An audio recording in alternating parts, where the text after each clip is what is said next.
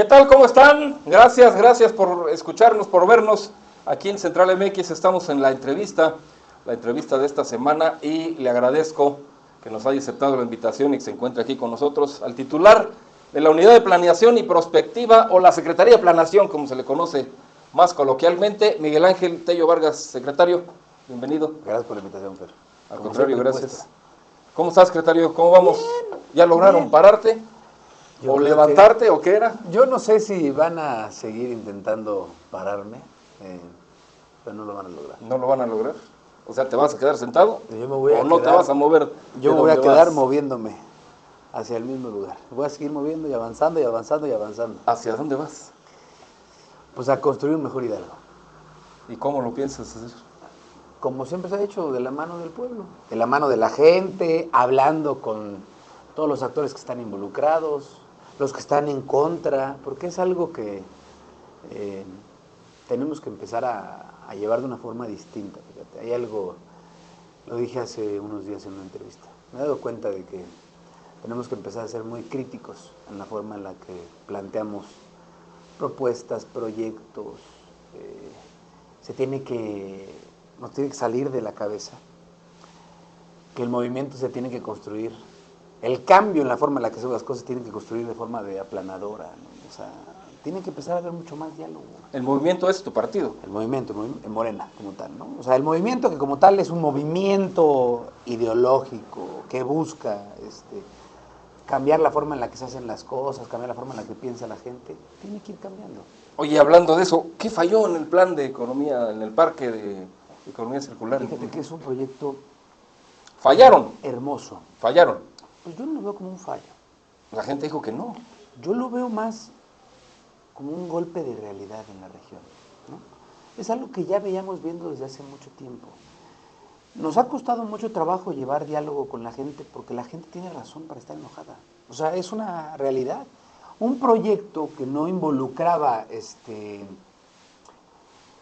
un consenso ciudadano, como lo fue el caso del programa de tecnificación de riego, donde revisten los canales de aguas negras, empezamos a llevar diálogo con los productores y con las comunidades.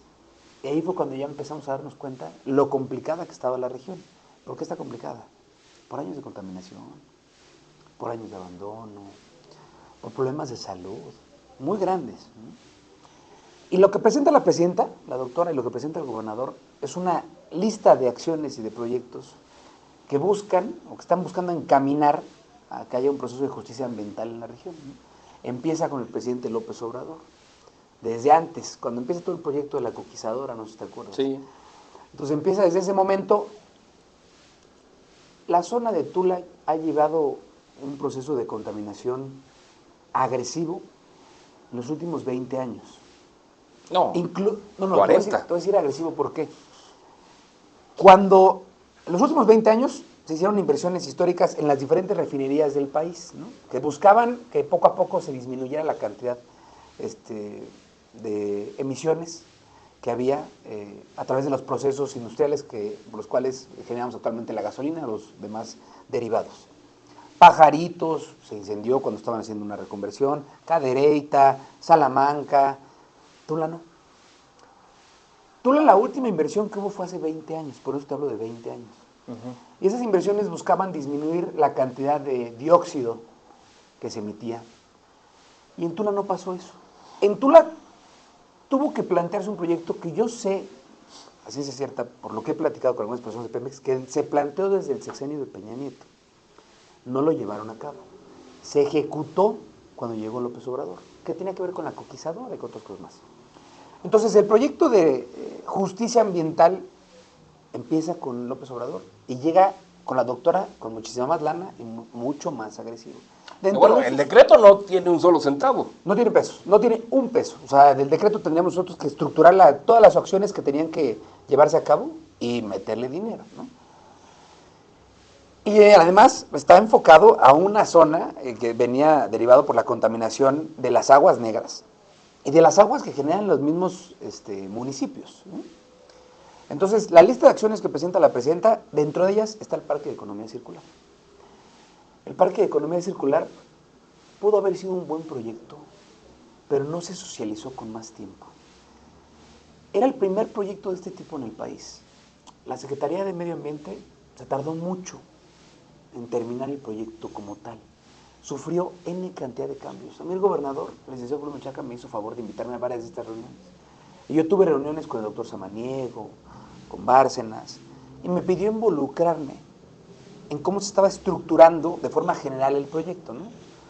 Lo que tenían pensado hacer, en donde iba a ser la zona industrial, la zona de amortiguamiento, donde iban a estar los parques, cómo iba a llegar la gente de afuera hacia el parque. Mandamos a hacer el programa de movilidad de la región de Tula para que se adhiriera a esto. Mandamos a hacer programas parciales para adherirnos también al desarrollo urbano. Obviamente lo que entra dentro de nuestra competencia y la estructuración de los grandes proyectos, que también está dentro de nuestra competencia. Entonces estuvimos muy de la mano con la Secretaría de Medio Ambiente, buscando de qué forma la gente lo veía con mejores ojos, ¿no? Y tuvimos las primeras reuniones, no fueron las reuniones grandes de Doshey, empezamos a tener reuniones primero con la academia. Estuvo la Universidad Autónoma del Estado de Hidalgo, la UNAM, la UAM, la UTTT. Todas las universidades nos reunimos para identificar cuáles eran las problemáticas. Luego fuimos a hacer preguntas a las comunidades, que es algo que nosotros en planeación estamos acostumbrados a hacer. ¿Cuáles eran los problemas que más identificábamos? Y salieron, como nosotros los imaginamos. Salud, falta de infraestructura y medio ambiente.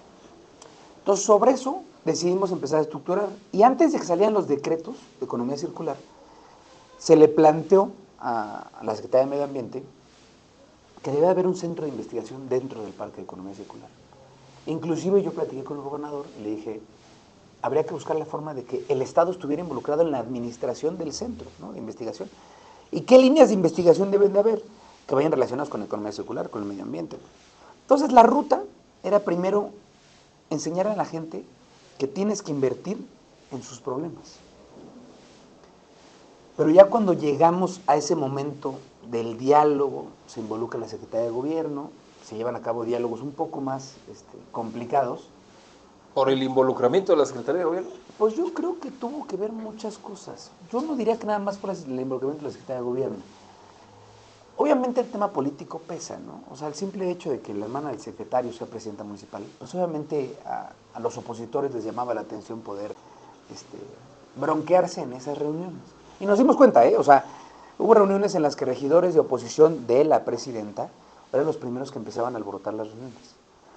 Entonces, yo creía que ese no era el mecanismo para llevar a cabo el proceso. Debíamos de haber hecho un proceso distinto, dentro del cual la gente conociera todas las bondades del proyecto, pero también conociera de qué forma esto iba a ayudar a mitigar el problema ambiental que tenemos. Entonces sí hubo intereses políticos metidos en el asunto. Claro, sí. A ver, en todos los proyectos de inversión y en la política siempre ¿De quién hay es? ¿Del intereses. secretario de Gobierno? ¿De su No, hermano, la presidenta? De los opositores del movimiento, de los opositores de la presidenta, de los opositores del gobierno estatal. ¿Quiénes son los opositores del gobierno? ¿El PAN, el PRI? Pues yo te diría no llenan sus salones de fiestas. ¿Cómo van a poder intervenir y afectar y hacer perder? Nunca me han invitado a una fiesta, no sé si los llenan o no. No los llenan. Hoy al menos no. Pero los opositores tienen que ver un poco más con la forma en la que piensan las personas. No diría que nada más partidos políticos, ¿no?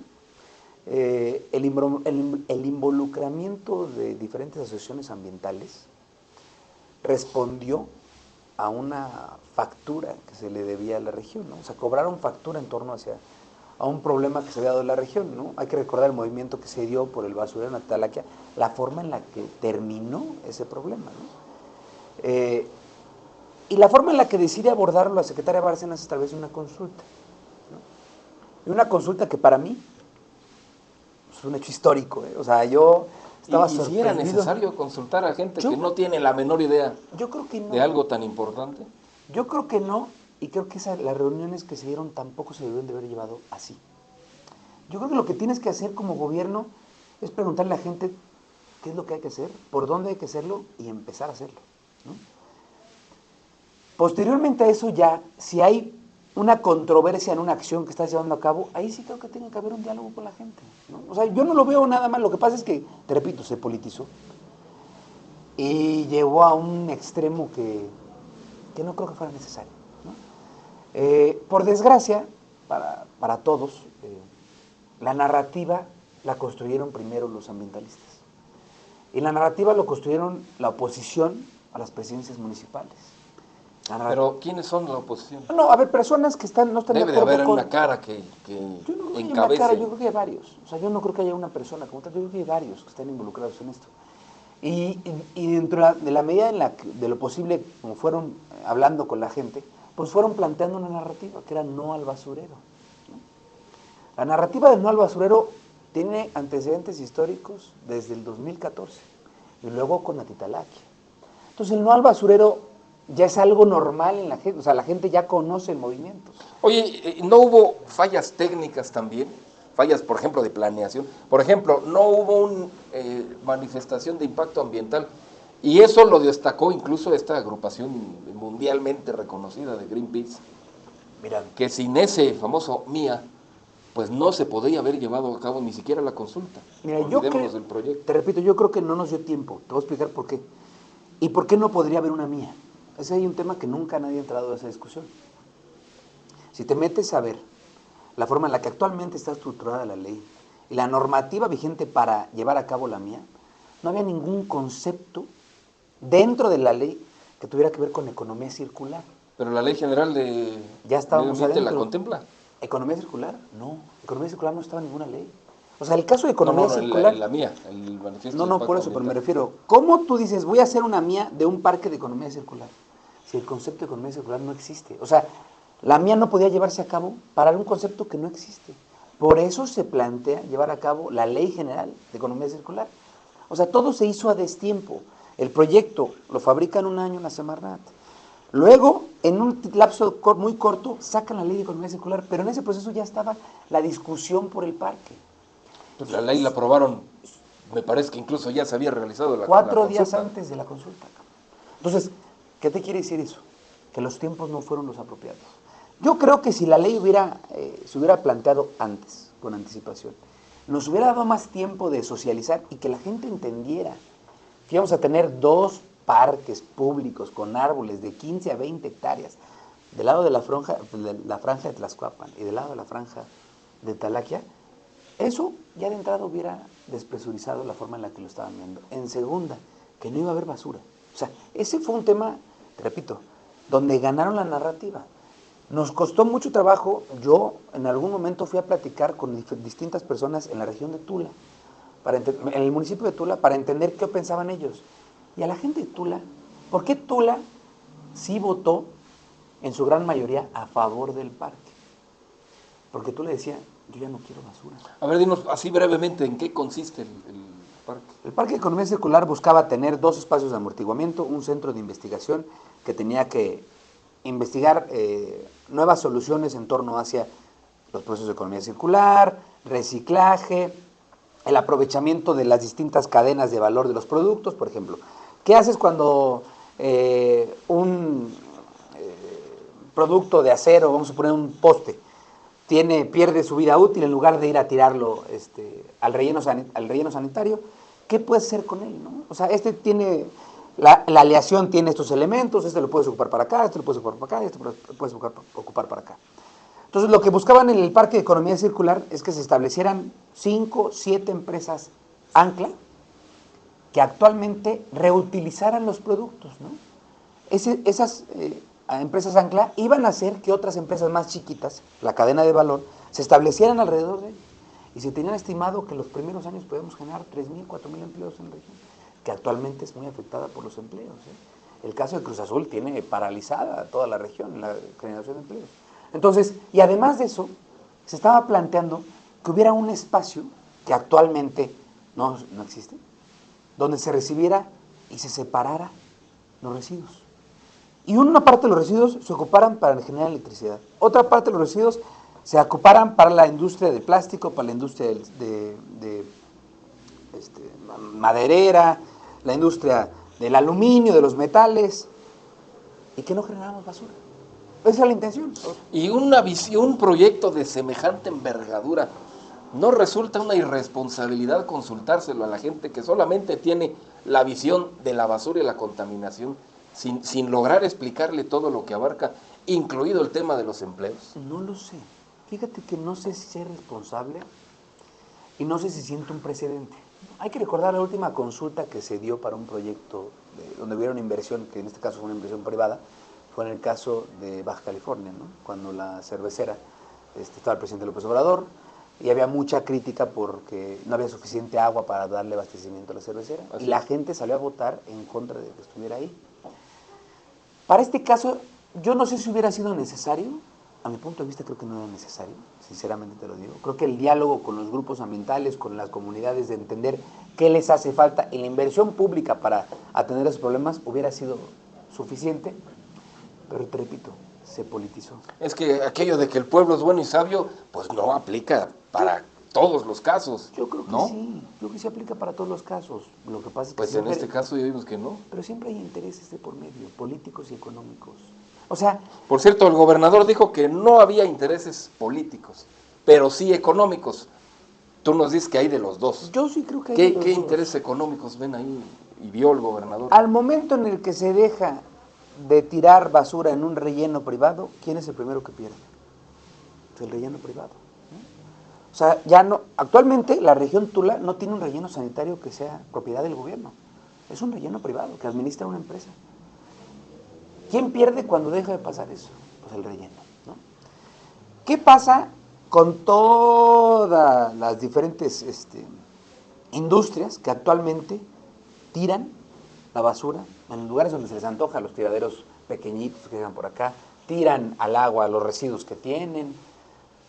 Cuando ya hay un lugar donde se les pueda dar un proceso diferente, pues ellos van a tener que implicar, ellos van a tener que llevar a cabo un costo para poder trasladar ese residuo. O sea, es quitarlos de la comodidad de tirar los residuos donde ellos quieran, ¿no? Entonces, todos esos sectores de la economía, cuando existe un cambio radical en el uso de sus residuos, implica un costo. Entonces siempre hay presión para que no pasen este tipo de proyectos. Y no nada más como muchos. O sea, hay muchos proyectos de inversión pública que siempre van a tener oposición como tal. Hay que recordar cómo fue la oposición de la construcción de la planta de tratamiento. Y entonces, ¿quién es el poderosísimo empresario de la basura que logró impedir un proyecto de beneficio social tan grande? Me quiere meter a ese ring. No, mira. No, queremos saber quién fue Yo no sé si sea el causante. uno o varios. O sea, yo creo que debe de haber varios involucrados en esto. Y yo creo que varios le mintieron a la gente. Le mintieron a la gente con la intención Pero entonces le ganó al gobierno federal. Olvidémonos del estatal. Pero no, ¿por qué le ganó?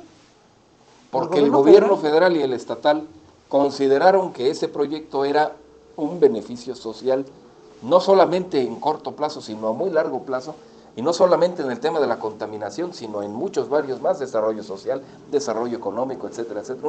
Un proyecto gigantesco. Hermoso. Y ya no le pongamos poderosísimo, un sector de empresarios de la basura lograron tirar todo eso. Yo no creo que haya sido nada más un sector de empresarios. Yo creo que hay que tomar en cuenta lo que te decía. Hay muchas personas que han sufrido muchos problemas en la región. Hay personas que tienen familiares con cáncer. Sí, hay personas que perdieron su empleo. Hay personas que actualmente se pueden enfermar por el caso de los pozos que se construyeron hace un chorro, que estaban contaminados, ¿no? O sea, hay una constante de contaminación en la región que ha provocado esa inercia, que la gente llegan y le dicen, la prima, oye, fui a una reunión en la que me dijeron el grupo tal que nos van a contaminar más, sin conocer, ¿no? Sin saber nada. No, ¿cómo puede ser? No, nos piden que vayamos a votar para que no ya haya más contaminación. Ponle no en la tachita. Tengo un video, tengo una grabación de una señora en la que así literalmente la convencieron. Tú tienes que ponerle no a la contaminación. Te lo juro. O sea, una manipulación brutal. Enorme. Y a la gente, pues obviamente, y agrégale a eso bueno y el sabio. problema. Sí, pero la gente es buena por naturaleza. Solo que al momento en el que le metes una idea en la cabeza, a la mitad, sesgada, sin decirle muchas cosas, pues obviamente sale la inercia. Y dice, no, yo no lo quiero. Por eso te digo, era tiempo. O sea, lo que necesitábamos era tiempo. Y ahora, yo creo que, te repito, había un cronista deportivo que no recuerdo cuál es su nombre, que decía, esto no se acaba hasta que se acaba. Fernando Marcos. Yo creo que lo que tiene que pasar a partir de aquí es diálogo. Nunca se pierde el diálogo, porque el pueblo es bueno. O sea, tienes que acercarte a hablar con la gente y decirles, a ver, no estuvieron de acuerdo con esto. ¿Qué tiene que haber? O sea, ¿qué tipo de acciones tiene que llevar a cabo el gobierno estatal y federal para que se mejoren las cosas. Entendimos que no quieren este tipo de cosas. Primero déjenos platicar para hacer un debate y otra vez empezar el diálogo. La mayor lección no sería entonces, ya no hay que consultar todo. Repito, O vamos a seguir consultando yo no creo cosas que se tenga que importantes consultar todo. con ese brevísimo tiempo de información. Coincido. O sea, eso yo creo que no fue apropiado. Lo que sí hay que hacer siempre es preguntarle a la gente cuáles son los problemas que tiene. Siempre, siempre, siempre. A lo mejor para ese tipo de proceso de consulta no era necesario. Pero no lo veo como una derrota. O sea, la gente puede decir qué problema tiene, pero no siempre va a saber o va a tener el conocimiento técnico, tecnológico, social, de saber cómo resolverlo. Para eso está el gobierno. Exactamente. Para eso se eligen a los gobernantes. Coincido, coincido. Tiene que haber un proceso de diálogo para que entiendan en qué consiste cada uno de los proyectos. Hay muchos mecanismos para hacerlo, nada más hay que ejecutarlos, hay que llevarlos a cabo. Y te repito, no lo veo como una derrota, lo veo como una lección. Y una muy buena lección. Es la primera vez, en la administración de la presidenta, ¿no? Y en las administraciones recientes, que el gobierno federal consulta si ejecuta o no el proyecto. Acuérdate de otro proyecto que se llevará a cabo con el. Y así nos fue. Pues sí, pero es una buena lección. Es una buena lección para saber por dónde lo tienes que llevar a cabo. Yo me imagino que puede haber enojos de varias personas. Puede haber un enojo por parte de la presidenta, puede haber un enojo del gobernador, puede haber un enojo de... A ver, estaban evidentemente molestos. Yo sí lo creo, pero... La presidenta se veía muy molesta en la conferencia. Pero Vaya, no hasta la secretaria de yo creo que Medio Ambiente. Alicia también, pero no está perdido. O sea, la inversión en la... Hoy la presidenta anunció inversión en la refinería. ¿Tú la dos? Hay que seguir invirtiendo. Por Dios. Hay que seguir invirtiendo. Yo creo que hay que seguir invirtiendo. O sea, y si seguimos invirtiendo en mejorar las condiciones de la gente, ese es el camino, ¿no? Es una alerta. Es algo que tenemos que tener muy presente. La gente está preocupada. Una red flag, como se dice ahora. Pues sí, a lo mejor naranjita roja, ¿no? Pero decir, oye, aquí tenemos que seguir invirtiendo de forma más agresiva. Otro caso que me decían a mí que es un caso a tratar importante, ¿no? Se retrasó muchísimo la construcción del hospital de niños en Tlaxcuapan. Oye, se retrasó 3 años y medio. O sea, imagínate la gente, el que se inundó, lo pasaron para acá. Imagínate lo que la gente percibe, ¿no? La razón por la que ha sido debe haber habido miles, ¿no? Miles de razones por las que se atrasó. Tenemos que concluir, tenemos que invertir, tenemos que hacer que la confianza regrese hacia la gente, que sea una autocrítica para el gobierno, que sea una autocrítica para nosotros, es decir, tenemos que seguir invirtiendo. ¿Por qué? Porque no es culpa de nosotros, es muchísimos años en la que la gente siente el abandono. Entonces, yo creo que va a ir caminando mucho mejor las cosas. Oye, hablando de intereses económicos que mencionabas, también mencionaste en tus redes que hay grupos empresariales que buscan decidir o influir en candidaturas del gobierno del Estado. ¿Qué grupos son esos? ¿Y qué buscan influir o qué quieren? ¿Cómo decía el presidente López Obrador? La mafia del poder, ¿no? La mafia del poder.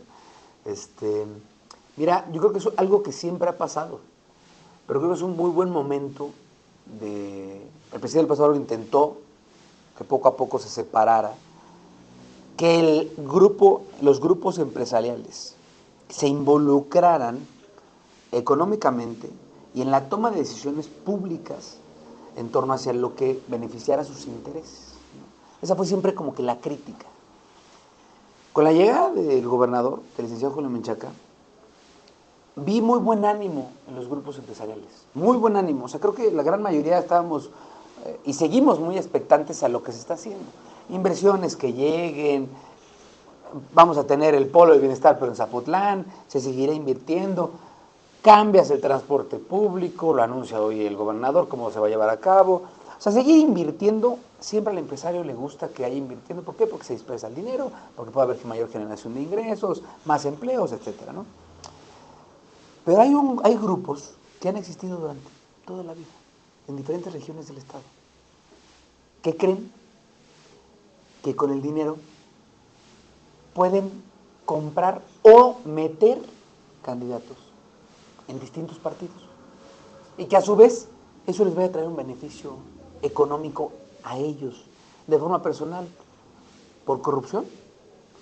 ¿O porque les hagan favores de por Le medio? invierten a la campaña para después recibir favor cuando ya están en el gobierno, ¿no? O que ayuden con algún tipo de servicio, no sé, hay N cantidad Como de qué formas. grupos empresariales, dinos. No, tampoco es que haya muchos en Hidalgo.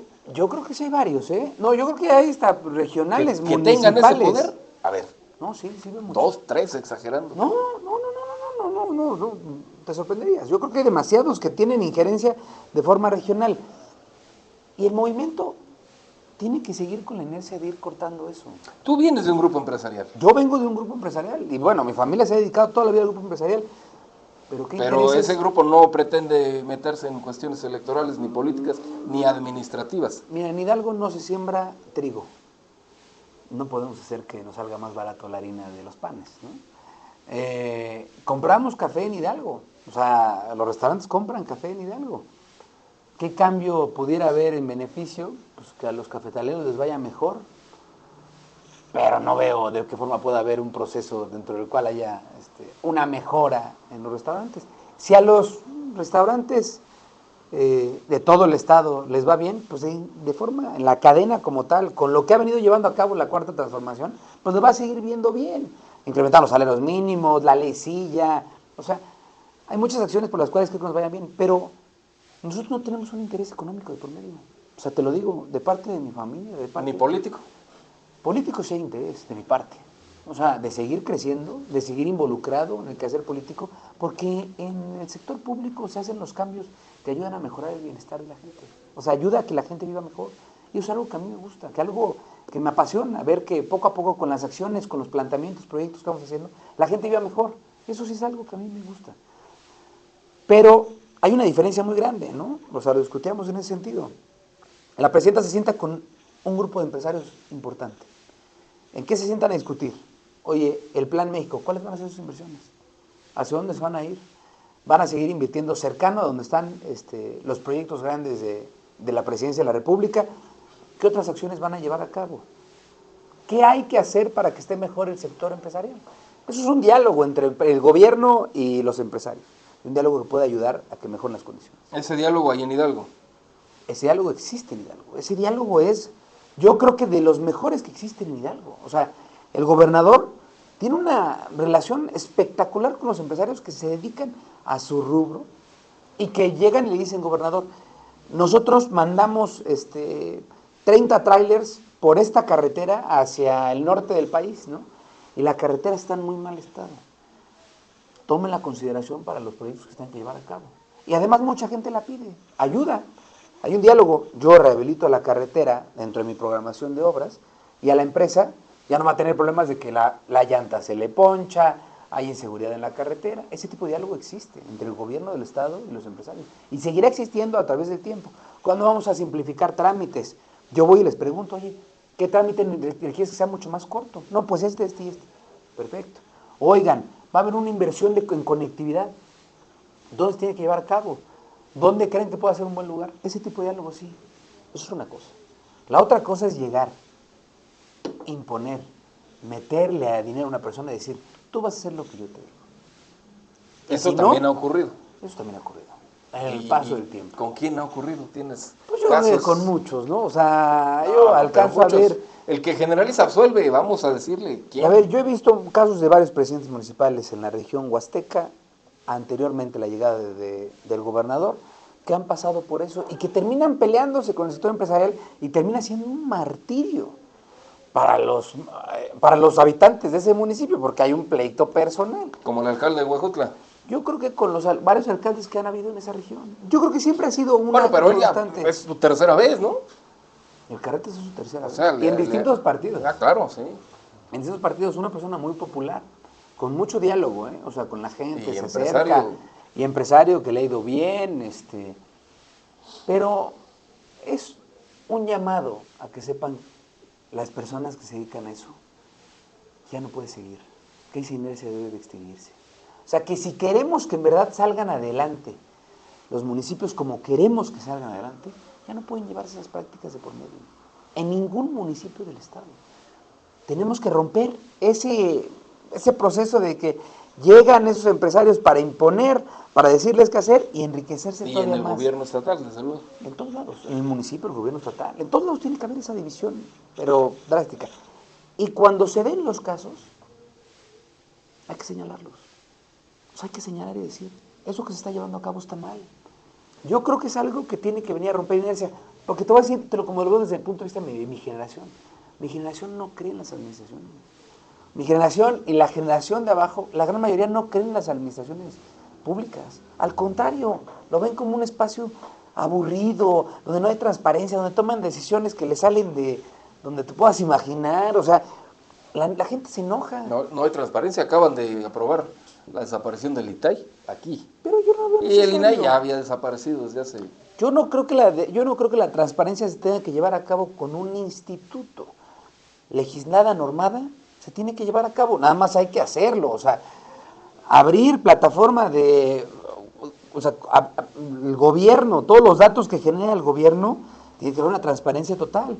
Las compras que se llevan a cabo, inclusive, si se pudiera, casi diario, ¿no? Y que cada uno supiera en qué se está gastando el dinero. Oye, secretario, ¿no te estás metiendo en bretes? Tú eres un empresario. Yo soy tu cliente frecuente, por cierto. Qué bueno, aquí traigo adentro cafecito. No, no te va a afectar porque tú dices que sigues avanzando y que vas a buscar. ¿Qué vas a buscar? ¿Cómo vas a llegarle a la gente a decirle, esto no va a pasar, pero yo vengo de ahí? No, yo no lo veo. Mira, la gran mayoría de los empresarios con los que tengo buen trato, les gusta que exista inversión pública. Les gusta que mejoren las condiciones como vivimos. Les gusta que disminuya la inseguridad. Les gusta que haya más parques. Ese tipo de acciones no tiene nada que ver una cosa con la otra. Una cosa es usar el dinero malo para llegar y que luego regrese dinero malo. Los empresarios generan riqueza, tienen dinero bueno, crecen. Lo que tiene que buscar el gobierno es que haya cada vez Es que tu más movimiento ha empresarios. satanizado a los empresarios en lo general. ¿A qué tipo de empresarios? Pues a los que generan riqueza. No, a los que se involucran en el quehacer público, a los que se involucran en tomar decisiones por encima de los gobernantes. A eso se ha satanizado y seguirá satanizando. Y qué bueno que lo haga, y que lo señale, y que en la medida de lo posible los haga más chiquitos, cada vez más chiquitos desde el punto de vista que desaparezcan. Políticamente hablando. Políticamente hablando, obviamente, ¿no? O sea, quitarlos del radar. Y eso tiene que seguir siendo. Tú te das cuenta cómo se involucran en la toma de decisiones de los partidos políticos. Lo que te decía Andrés Manuel tiene toda la razón. Se tiene que extinguir estas prácticas. Oye, va a ser raro entonces ver un candidato empresario por Morena, ¿no? No, yo conozco Cuando seas varios. candidata. Yo conozco varios. Yo conozco varios que son empresarios por Morena y que deciden y dicen, a ver, ¿Y han ganado? esto va... ¿Como quién? A ver, dime un ejemplo. Hijo de su madre. Aquí en Hidalgo o en donde sea. Pues aquí en Hidalgo si encuentras y si no, pues donde sea. El presidente de Pachuca venía del sector empresarial, luego entró siendo funcionario y ahorita es presidente de Pachuca. ¿Lo veo peleado con Morena? No lo veo peleado, al contrario, lo veo transitando muy bien. El alcalde de Minas de la Reforma estuvo en el sector público, luego fue empresario, luego regresó al sector público. ¿Lo ves peleado con Morena? Yo lo veo peleado con Morena. La presidenta de Tulancingo. Tú no te vas a pelear con Morena. Yo no me voy a pelear con el movimiento que me dio cabida, o sea, que me dio entrada, porque comulgo con lo que plantean. Hay que separar las cosas, que se genere riqueza, que crezcan, que haya más formalidad, que cada vez tengamos, que haya mejor calidad de vida. Y que por otro lado, el sector público se convierta en inversor, en el emprendimiento público, en que ayude a mejorar las cosas, que inviertan en que innoven la forma en la que decidimos cómo tomar decisiones, que se involucre la tecnología de en lleno en el sector público para ayudarle. Y si en ese trance hay soluciones tecnológicas, hay soluciones que generó la iniciativa privada para su sector que le puedan servir al gobierno, pues que el gobierno se las compre. Oye, para llegar a gobernar pues hay que hacer campaña. Claro. Y nosotros en Hidalgo, afortunadamente estamos, pues no diré que en un paraíso, pero estamos en un oasis cuando menos, en muchos casos, gracias a que el gobernador no ha tenido esas ideas radicales de otros integrantes de su movimiento. Ejemplos, bueno, la gobernadora de la Ciudad de México, la gobernadora de Campeche, el gobernador de Puebla, el anterior gobernador de Puebla, el gobernador de Veracruz, la gobernadora ahora de Veracruz. ellos están incendiando a sus estados por ese discurso radical de López Obrador. ¿Tú lo vas a tomar cuando seas candidato? Porque va a ser candidato. Yo no sé cuándo sea candidato, esa es la primera Pero quiere ser candidato. Yo lo que quiero es seguir trabajando para ayudar, donde sea que sea. O sea, no es que tenga que buscar un espacio así, ni tampoco ir a pedirlo. O sea, tú trabajas y en la medida de lo posible te vas involucrando en las áreas que creas que puedas mejorar. Y vas haciendo alianzas y vas construyendo con los demás, ¿no? Yo no creo que haya un incendio en los estados como lo estás planteando tú, ¿eh? No. Yo Bueno, creo hay que es una preguntar a lucha los- de poderes, como en todo caso, los poderes fácticos que se involucran. Yo creo que tengo familia viviendo en Veracruz. Hay problemas de por medio, por supuesto, enormes, enormes. Que haya generado ellos por el discurso radical, no. Lo que obviamente el pleito que se lleva a cabo y la forma en la que algunos medios deciden involucrarse es hacer más grande ese discurso. Ahora ya ¿no? los medios ya tenemos la culpa. No, pero en el caso de, en algunos casos de medios de comunicación, en el caso de Veracruz, donde hay medios de comunicación que tienen un vínculo, o que los dueños de los medios de comunicación están en los sectores empresariales, siempre ha habido ese pleito, ¿eh? O sea, no es algo nuevo. A Yunes le pasó, le ha pasado a Javier Duarte. O sea, no es algo que llegó ahorita a cabo la gobernadora o el gobernador, en el caso de Veracruz, y en el caso de Puebla tampoco. Obviamente, cuando trastocas intereses económicos en la toma de decisiones y cuando decides que haya un alto en las cosas, en la forma en la que se hace, pues siempre va a haber gente que grita en contra, porque están perdiendo un privilegio. Bueno, pero sí quiere ser candidato, ¿no? Yo me encantaría ser candidato. ¿A qué? A gobernador no, porque yo creo que ya no se va a poder, cuando menos para el que viene. Pues no, mira, yo no sé qué vaya a pasar eso. Yo celebro que se esté platicando esto, ¿eh? O sea, celebro que el Congreso del Estado esté debatiendo este tema, que lo esté poniendo en la mesa. ¿Es debatible o no tendría que hacerse ya? No, yo creo que cualquier acción que tenga de por medio el buscar dotar de instrumentos legales para beneficiar a un sector de la población tiene que ser debatido, siempre. O sea, no creo que tenga que ser yo lo presento y todos Aunque aprueban. vengamos de 150 y tantos años de historia sin que nunca haya ocurrido, todavía hay que debatirlo. Yo creo que los legisladores, que para eso los elegimos, ahí se tiene que dar el debate, ¿no? O sea, el debate tiene que ser con una construcción de decir, oigan, a ver, en primera, ¿estamos vulnerando a algún grupo? ¿Sí? No. ¿No lo estamos vulnerando? Perfecto. En segunda, los términos de los 5 años, ¿le da cabida a poder llevar a cabo todas las acciones que se tengan que llevar a cabo para mantener la inercia de inversión y todo eso? ¿Les da tiempo o no? Sí, no. Creemos que es obligar también a los independientes a que sean mujeres nada más, sí o no. O sea, creo que esa discusión siempre se tiene que llevar a cabo. Si se aprueba, maravilloso. Pero para cualquier cosa se tiene que discutir, ¿no? Si no se discute, ¿qué pasa? Va a haber gente, inclusive yo creo que los mismos legisladores, que se van a sentir pues agredidos, decir, oye, a mí el pueblo me escogió para que yo ayude a tomar decisiones en torno hacia las modificaciones legales. No me estás dejando involucrarme en este debate, pues ¿qué pasa? Caso puntual, ¿eh? No me acuerdo si fue Morelos o Michoacán. Presentaron la misma ley. Creo que hace unos días, Movimiento Ciudadano ya presentó amparo. Dijo, así no es. ¿Y no son intereses particulares ahí? ¿Pueden ser? O sea, ¿O un no? hombre, porque va a ser un hombre, desde luego, que diga, me están violando mis derechos electorales. Yo también creo que puede haber hombres que hagan eso, ¿eh? De mi parte nunca va a haber. Nunca. O sea, al contrario, a mí se me hace... Yo le he dicho en todos los lugares que puedo. La cuarta transformación ha ido recuperando derechos que se fueron perdiendo. Y empieza a hablar de cosas... O que de las nunca se habían nunca ejercido, ¿no? O que nunca se habían ejercido. Y empieza a hablar de cosas que nadie habla. Y que le puede pesar a diferentes sectores de la población. Y en este caso, de forma directa, legisladoras del movimiento aquí presentan y dicen, oye, nunca ha habido una gobernadora. Estamos en una época en la que estamos transformando la forma en la que se hacen las cosas. Que haya una gobernadora, me parece fenomenal. Nunca había habido una presidenta. Nunca ha habido una presidenta. es momento de empezar a cambiar las cosas. Y lo está haciendo bien la presidenta, o sea, dentro de todo lo que en algún momento la intentaron victimizar. Bastante mejor que López Obrador. No sé, distintos momentos, distintas circunstancias, le tocó pelear con la inercia que venía, con un grupo que ya traía de enemigos fuerte, distintas circunstancias, le tocaron hacer golpes mucho más radicales por lo que se estaba viendo en eso, tan sencillo como la reforma educativa y la reforma energética. O sea, son golpes radicales que mueven el escenario nacional. Le tocó dar un guamazo, detener el endeudamiento de Pemex, ir deteniéndolo poco a poco. Eso también son cosas radicales que se tienen que hacer. Nadie lo valora. Invertir hacia otros lugares. Eso yo creo que le tocó muchas cosas a López Obrador. Por eso siempre va a ser muy criticado. Cambios muy drásticos.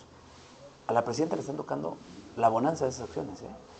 Y además está tomando decisiones espectaculares. O sea, yo creo que... Entonces, ya para despedirnos, si tú fueras diputado, votarías a favor. Yo si fuera diputado pediría debate, pediría información, pediría todo para poder ubicar y voltear a decirle al pueblo de Hidalgo y preguntar si mi voto tiene que ir a favor o en contra. Siempre voy a ser así. O sea, hay que volver a preguntar. Ya ves cómo nos fue por andar preguntando. No, pero yo le voy a preguntar al pueblo si está de acuerdo con que yo vote a favor o en contra en ese tipo de cosas. Imagínate qué tan bonito sería con la tecnología decir, oigan, a ver, voy a entrar a la votación de la... ¿Qué ley? ¿Tú irías a una comunidad de Pisaflores a preguntarle a la población si está de acuerdo que haya gobernadora mujer? ¿Sabes qué te van a decir? Yo iría a una comunidad de Pisaflores a preguntarle si está de acuerdo que tenga gobernadora mujer. No iría a preguntarles. No, les iría a preguntar, oigan, ¿cuáles problemas tienen servicios básicos? ¿Qué servicios básicos requieren ahorita? ¿Dónde están los problemas? Oye, ¿qué problemas están teniendo la mayoría de la gente? ¿Están enfermando? Eso les iría a preguntar. Y seguiré haciéndolo siempre, ¿eh? A mí yo creo que ir a preguntar eso... Entonces no hay necesidad de preguntar si podemos o no podemos tener una gobernadora mujer. Yo le preguntaría... no. Yo creo que tiene que ser, repito, tiene que ser un debate entre los legisladores en torno hacia todas las áreas que pueda haber de vulnerabilidad en torno hacia la ley. Eso creo que se tiene que llevar a cabo. Vuelvo a preguntarte entonces, si tú estuvieras en el papel de un diputado, ¿estarías de acuerdo? En debatirlo, sí. Y si a mí... ¿Todavía tenemos que convencerte? No, yo creo que me tienen que convencer. Yo creo que me tienen que decir, oye, leí lo que presentaron las dos diputadas. Me pareció maravilloso. O sea, me lo presentan. Diputados, esta va a ser la propuesta, la iniciativa. Vamos a tener una mesa para que haya preguntas en torno hacia lo que estamos presentando en la iniciativa. ¿Tienen alguna duda? ¿Creen que se tenga que ahondar? ¿No están de acuerdo? ¿Cómo lo ven? Con el grupo parlamentario y con todos, ¿eh? Pues yo creo esto y esto y esto. Oye, este dato quiere decir que es importante, además de gobernador, hasta trasladar las presidencias municipales, por ejemplo. O sea, esas son las cosas que yo tendría que entrar a debatir. Oye, ¿qué otro tipo de reformas tenemos que llevar a cabo también para que los candidatos independientes también tengan que ser mujer? ¿No? Entonces tiene que debatir. Todo, siempre, como debe ser. O sea, no hay las suficientes razones ya para votarlo a favor. No existe ninguna ley, ningún tipo de iniciativa, ningún tipo de proyecto que tenga que votarse con los ojos cerrados. Nunca. O sea, yo creo que nunca debe haber. Ni siquiera un derecho que nunca se ha ejercido. ¿Tú crees que todos los diputados pueden entender los derechos que no se han ejercido? ¿Tú crees que toda la gente, como de forma global, que están en su día a día, que van y venden algo al mercado, o que van y se dedican a rentar, o van a estar en su cabeza eso? Yo no lo creo. O sea, yo creo que siempre tienes que plantear y decir, esta es la propuesta. Siempre, debate o el diálogo. Siempre. Hay que saber para qué y en cuándo. Muy bien. Pues, secretario, te agradezco mucho. ¿Algo que quieras tú comentar, agregar? Agradecido contigo, con tu equipo, por las atenciones. Muchísimas gracias. Gracias a todos los ¿Para que dónde te nos veremos están entonces? viendo. ¿Para dónde vas a pararte o a seguir andando? Ahorita voy a seguir caminando porque tengo una reunión en la Ciudad de México, en la SEDATU, pero vamos a seguir ayudándole al gobernador. Hasta donde podamos, vamos a seguir construyendo proyectos. El gobernador tiene proyectos muy padres para el próximo año. Vamos a seguir caminando en ese sentido, a donde el gobernador decida y hacia donde el movimiento nos lo pida. ¿No te gustaría de ver ser diputado? Sí, claro. ¿Sí? Me encantaría ser diputado. Me encantaría ser diputado federal. Aunque sea. No. Creo que es un espacio bastante digno que tiene que ir recuperando Por cierto, la confianza. te fue medio mal con los legisladores, ¿eh? No, yo no lo vi bien, yo no lo vi mal. preguntaran. ¿No? Yo creo que varios hablaron de ese momento. Fue sorprendente que en una comparecencia, ¿No sentiste que tus compañeros de partido te dejaron solo? no, yo diría que cada quien decide Nadie te cómo puede defendió. tratar. Creo que no les dieron chance, ¿eh?